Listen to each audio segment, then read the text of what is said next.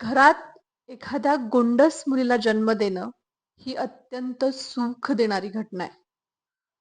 पण प्रमोद जाधव यांच्या बाबतीत तितकंच वाईट घडलंय. एकीकडे प्रमोद जाधव यांच्या मुलीचा जन्म झाला आणि दुसरीकडे त्यांचा मृत्यू. जवान प्रमोद जाधव हे लेह लडाखला कार्यरत होते. आपल्या बायकोच्या प्रसूतीसाठी ते साताऱ्यातील त्यांच्या दरे या गावात आले होते. बायकोला प्रसूती कळा सुरू झाल्या आणि ते तिला दवाखान्यात घेऊन गेले.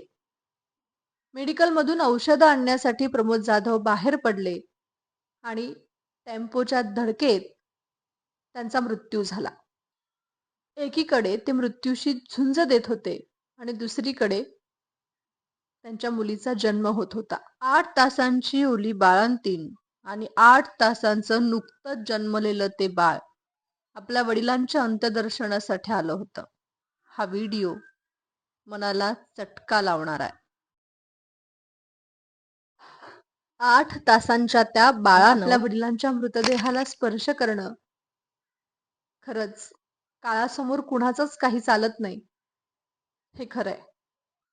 देव प्रमोद जाधव यांच्या कुटुंबियांना, त्यांच्या पत्नीला आणि त्यांच्या नुकत्याच जन्मलेल्या मुलीला हे सगळं सहन करण्याचं बळ देव, हीच प्रार्थना आपण करू शकतो.